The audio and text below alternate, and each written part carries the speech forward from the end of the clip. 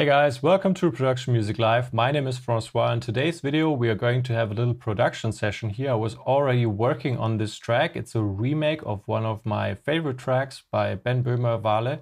And I was trying to figure out how he did certain elements. I think that's always a good idea if you have some favorite tracks and favorite styles to really sit down and try to remake the whole thing or try to remake your favorite parts, because you can learn a lot and pick up a lot of tricks, figure out new stuff by accident that you can then, save parts of it and use it later as inspiration for your own music or something. So I think this is very handy, like reverse engineering something that's already there in order to understand better how to do things. First of all, what I want to do right now is I have the drumming and some instruments, and I did everything in Ableton, like with Ableton 10 elements only. I'm only using Wavetable here. And actually I have one external plugin here, which is a free contact library, actually a free duduk instrument. But first of all, I want to kind of come up with a new chord progression and maybe also melodies, such that I can move this track in a slightly different direction. I already have an idea for the basic chord progression here. I have it here with Wavetable.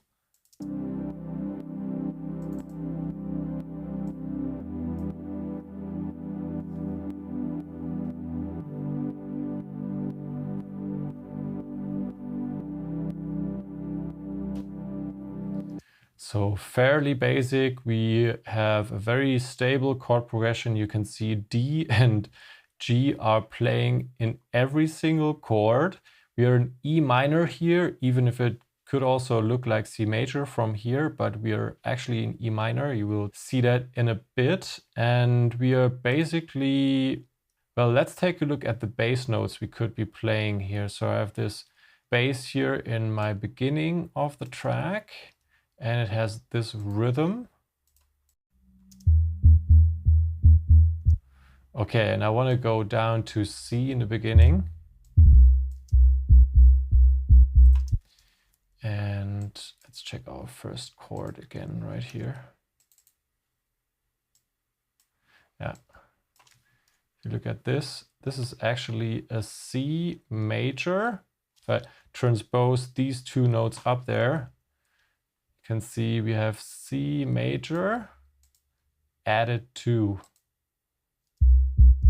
So we have the added tone D right here in the C major chord. If you have no idea about what I just said, feel free to check out our course on harmony and chord progressions. I'm putting a link in the description where we are explaining the basics of chord progressions and harmony in a very practical way. So you don't have to know sheet music or something. You can just like get started in the piano roll. So this is a C major, and this will be our first chord.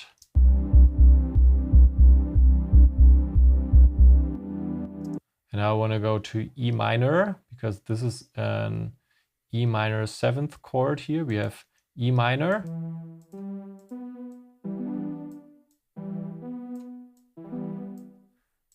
Two semitones in between, three semitones in between here, minor chord, and then the 7th on top.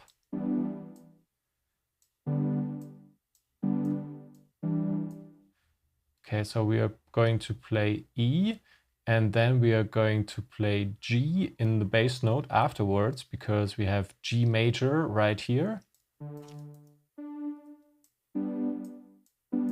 Simple G major chord. And then in the end, in the bass, I want to go back down to C, and you will see why in a second. You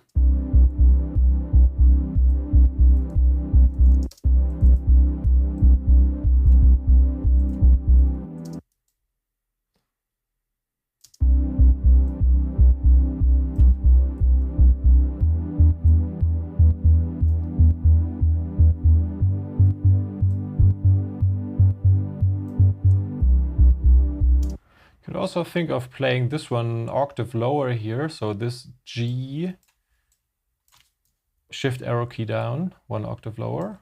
You have to have good headphones or good speakers in order to be able to hear that actually, because it's very down low.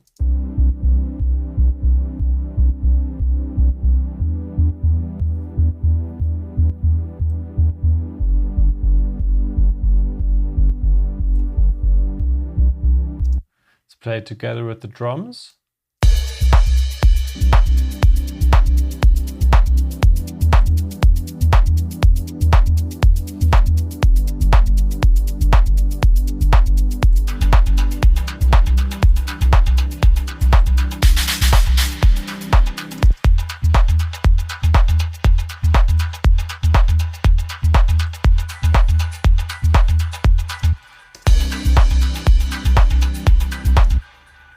So up here I have my loop group, and that's something that was a bit more complicated to make, but I'm trying to have them all sort of resonate.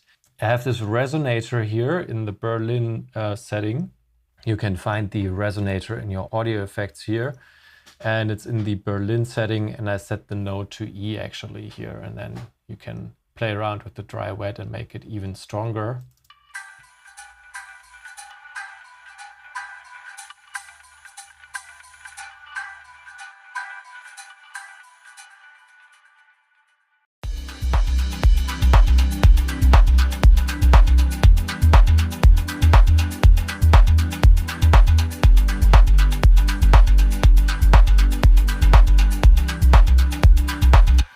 Okay, now we need some kind of pluck or arpeggio on top, and I'm going to take this bass because it already has the pattern I want to use for our pluck or arp as well.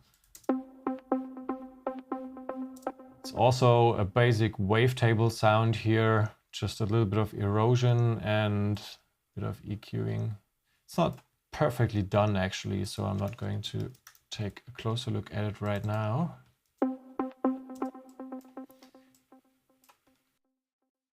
Since version 10, Ableton has this nice feature where you can work with 2 MIDI clips and have them overlay, so see ghost notes like this one, for example. I never really do it because after many years of music production, you have pretty good ear for these things. But if you struggle with it, it's very handy because you can see what chords you are playing in the background, and it gets much easier for you to pick out the notes to play with your arpeggios, for example. But I'm going to go in here and play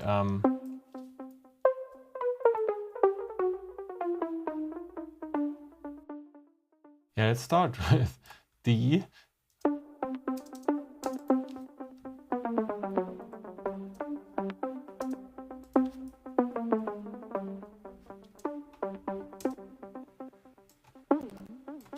And this is just my process. If yours is different, that's perfectly fine. I kind of like to play around in a piano roll and then come up with stuff with the mouse, but I can also use the MIDI keyboard here, but then it's a bit harder for you to see what I'm doing.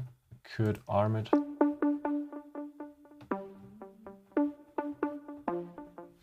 So that was out of our scale. That way we also know that we are really in E minor.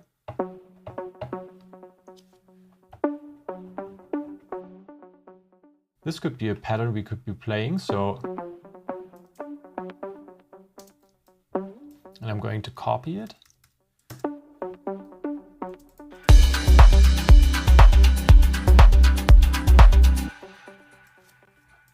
Yeah, let's do that one more time.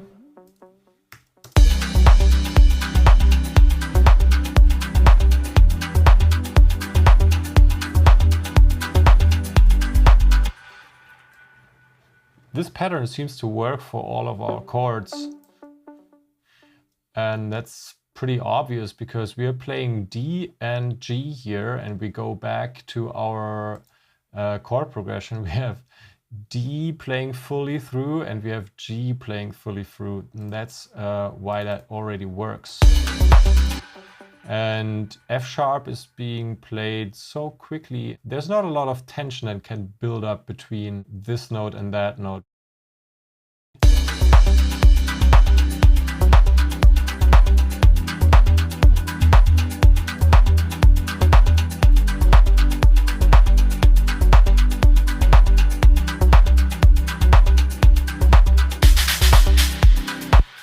But maybe still a little bit boring. I had another idea here, somewhere in the front.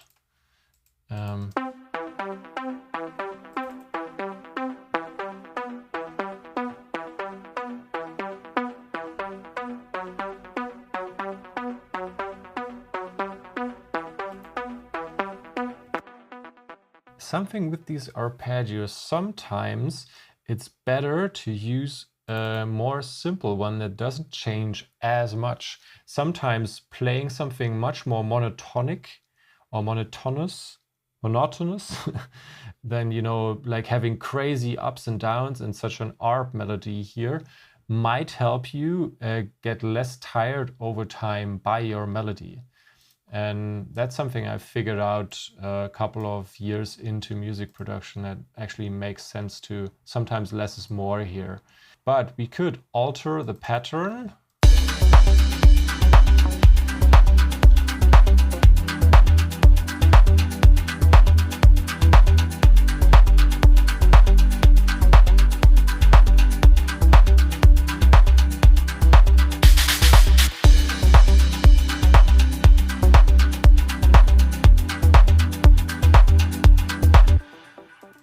So basically we don't really need 8 bars to play this pattern. We are actually playing the same pattern 2 times right now. So we are altering F and E here basically, and that's the whole story.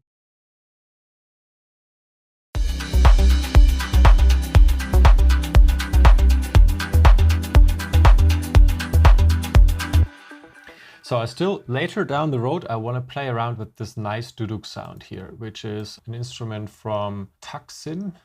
And they have a free library here with accordion, strings, flutes and stuff. And I kind of like duduks very much. It adds so much feeling to a track.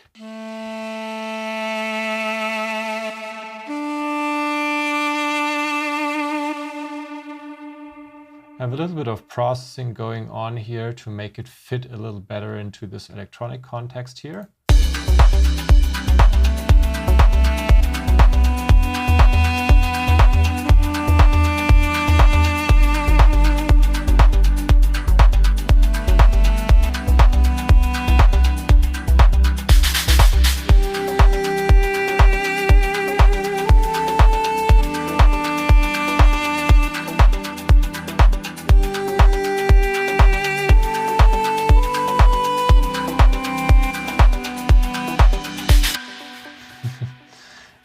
Yeah, maybe that's a little too much. I could also just like play single notes at the beginning of patterns, for example, like this.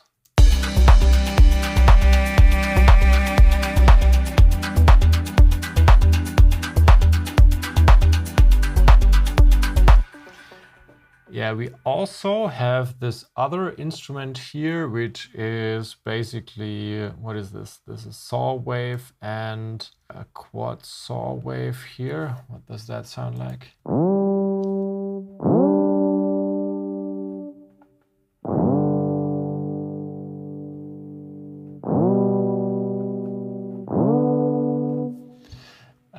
I also wanted to use this in the track because it's also being used in Wale or Whale. Let's go in there, create a new MIDI clip, play fifths.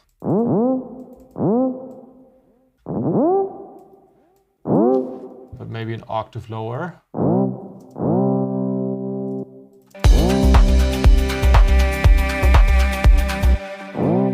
What happens if we play an octave lower? So this one is pitching a little in the beginning. I think I made that with the instrument envelope. Yeah, envelope number 3. This envelope is actually controlling the pitch. So in the beginning, the sound will make this wow, kind of tunes in.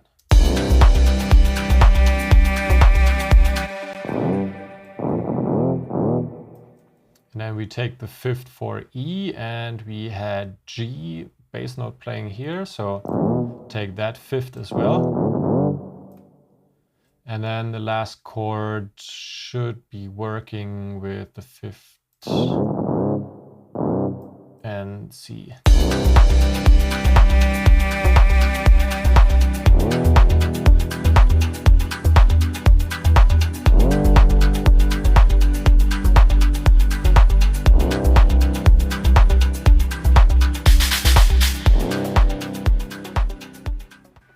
I mean, it's pretty powerful is only Ableton.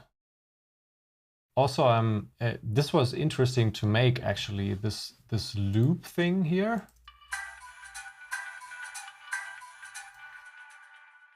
Whenever you're doing something like that, you should really try to make it as in key as possible, but also just as needed, because sometimes it's nice to have these overtones that are going a little bit crazy. And you see, I used some wavetable synths here.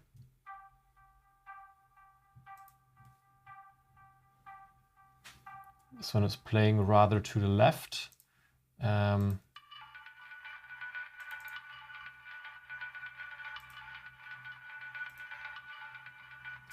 Oh, that's an operator right here. I might bounce this to an audio loop or something later, so it can be used in a future track or something. Maybe also the same for the whole loop thing, but also for the individual things here.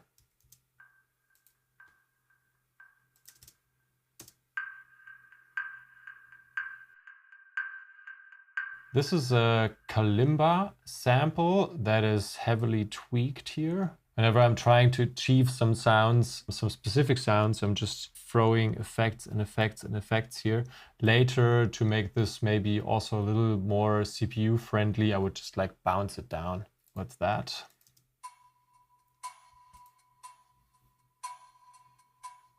It's also the kalimba, but with a longer attack time here and some redux.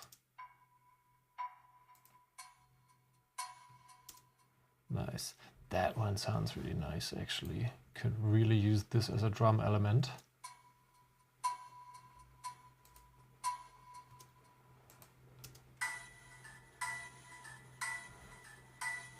Oh, look, we have something inharmonic.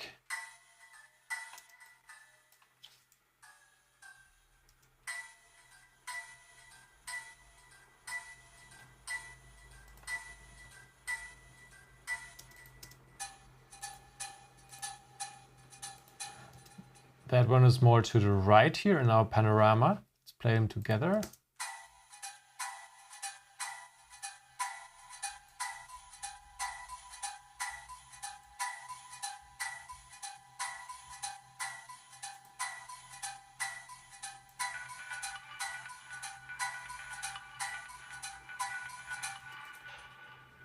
What's called main perk here.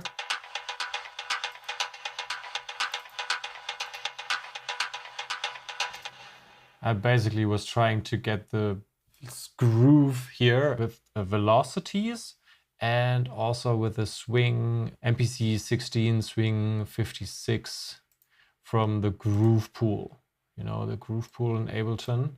If you have a hard time coming up with interesting grooves for your house or techno tracks, we have a full groove course on our learning platform on productionmusiclive.com. Feel free to check that out. Below that, we just have our drumming, nothing too crazy.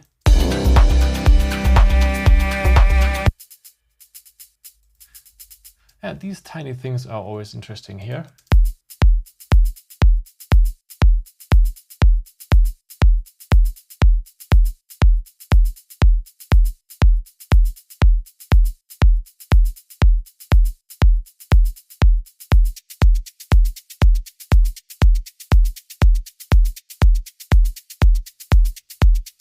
See always a little bit of velocity going on here to support the groove. And that's just our off hi-hat. Solo, it sounds really weird. I think it still needs a little bit of work. These samples are out of our sample pack, the Premium Volume 2. You can find a link in the description on our website as well. It's a sample pack with lots, I think more than 900 drum samples, one-shots, and a couple of loops.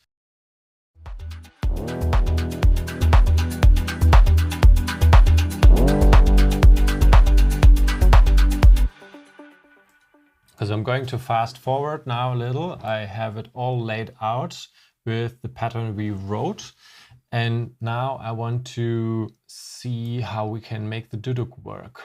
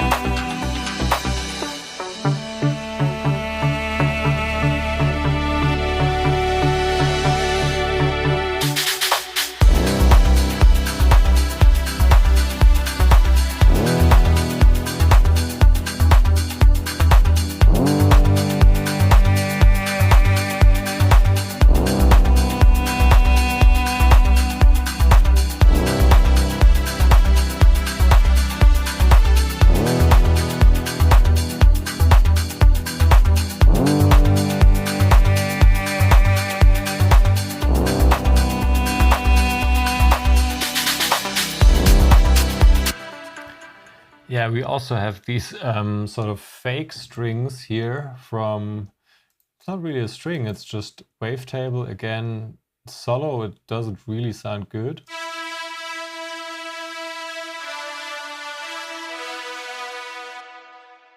But you can try to hide something like this. It's not like the most important element. You can hide it sort of in the mix, and it, like, stuff can sound very different in the mix compared to when listening to it in solo mode. So in the context of things, it might still work, but I'd prefer a string library actually here.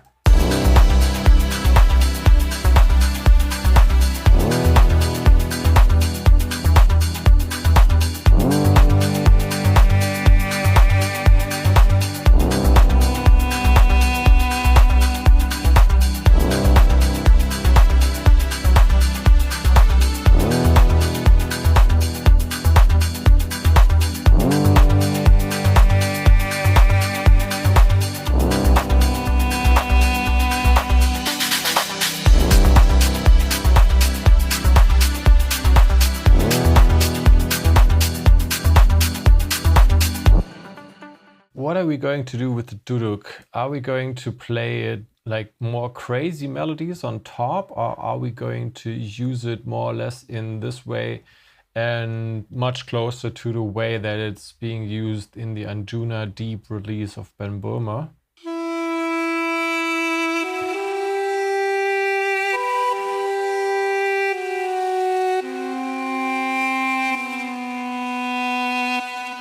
Or are we going to go crazy with stuff like that?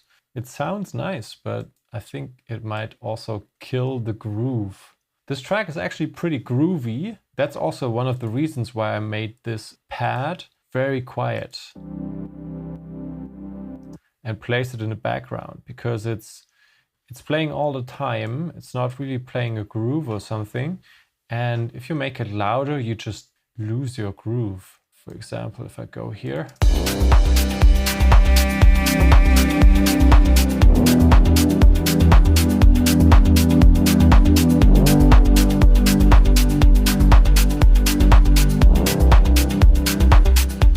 So I still sort of want the pad progression in the background, but I don't really want to kill the groove. That's why I'm making it quiet. It's not really perfect like that. And it's also something I wanted sidechain right here, but I have the feeling it feels warmer with it than without it.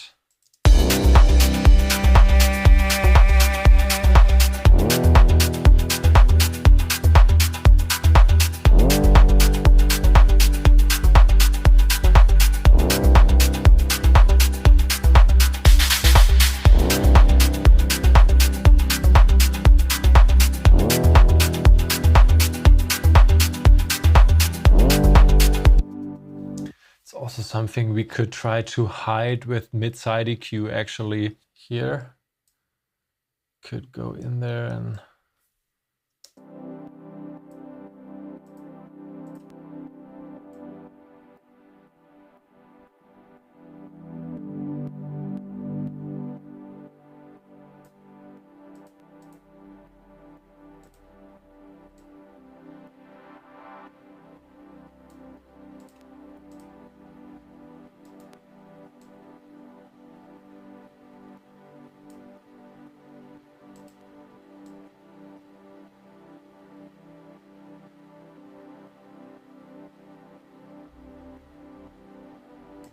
it's one of the most important mixing tools, mid-side EQ, making sure you place instrument elements in certain parts of the audio panorama. Right now I'm affecting stereo parts, so left and right of the sound, and this is the mono or the mid part.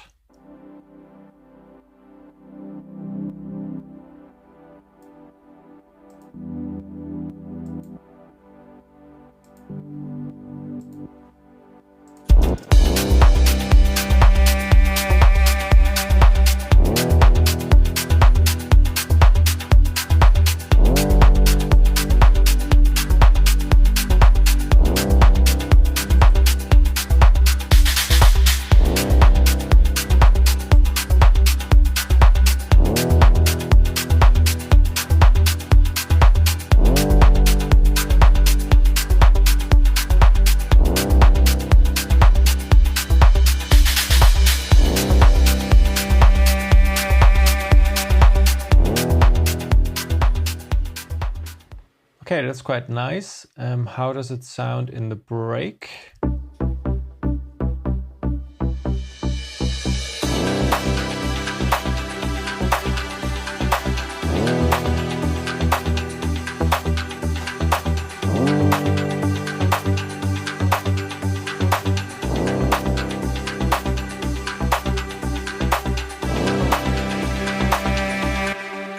Our break is definitely full enough. We also have this little arp up here. If somebody would ask you, hey, is that part of the track? I would definitely say no way. And sitting on top of that, we have this break crash here.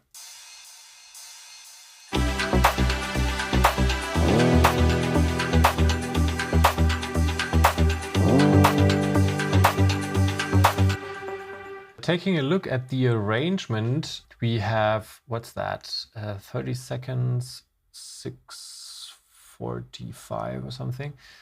So 6-minute track. This is intro for mixing it in a DJ set or something.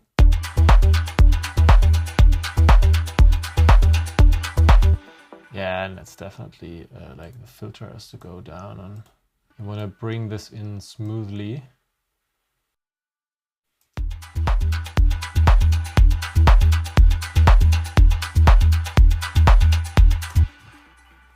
Yeah, what I like doing in these cases is bring it in from almost not being noticeable, and you almost don't know the difference from the bass and from this sound, but then it comes in over time.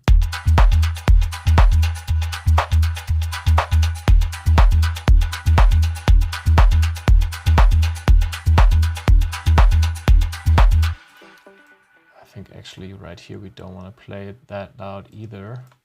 So, or that open filter, much more closed.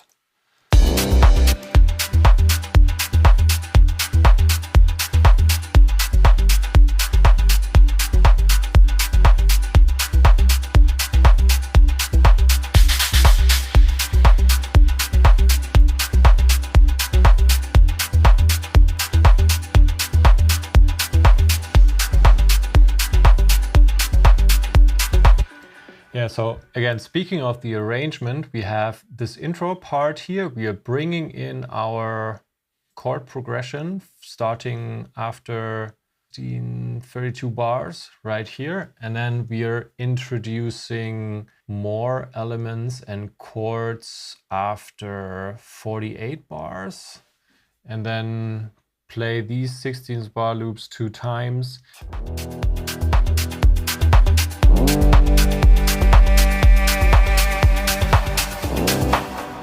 Well, okay, I used fade to gray here, putting in reverb and delay towards the end of the first part and falling into the drop, falling into the break actually.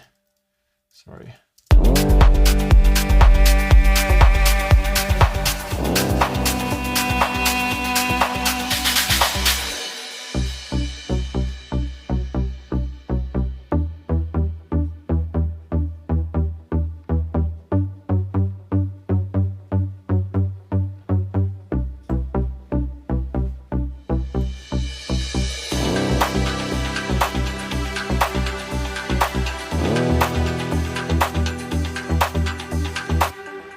Yeah, that's our dreamy part here. That's very typical for the artist. He's doing this in a lot of tracks.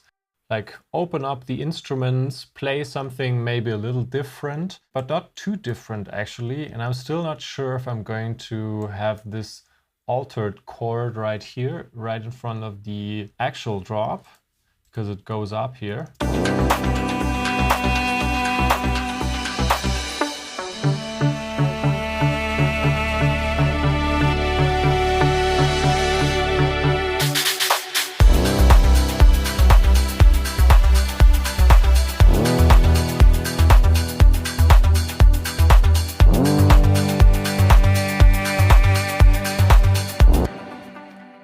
Full part, 16 bars one time, and then we are already playing rides on top of this. So this if you look at the arrangement, you can easily see that this is going to be the loudest part of your track, because you're playing everything you played before plus rides and some hi-hat elements on top compared to this part right here.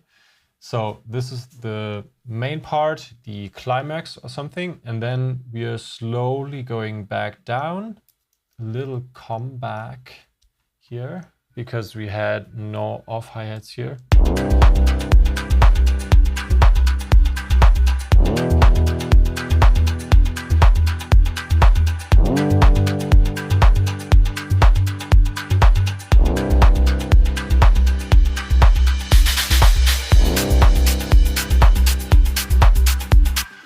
And then in the end, we are going back to monotonous bass.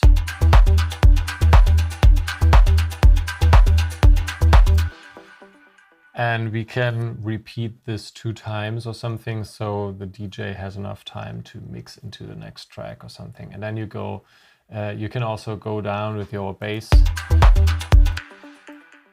filter frequency, for example. Yeah, and also with this one, you want to go down and close it.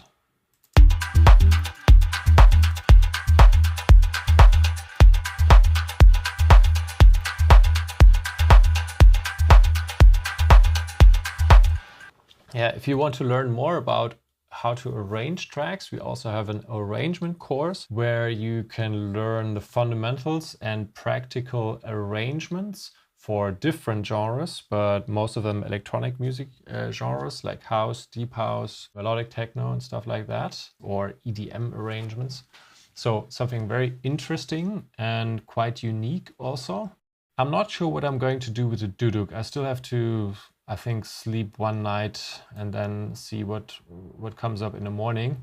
So I hope you enjoyed this little practical session here. Feel free to subscribe to our YouTube, leave a like and a comment, hit the notification bell, and I hope to see you next time.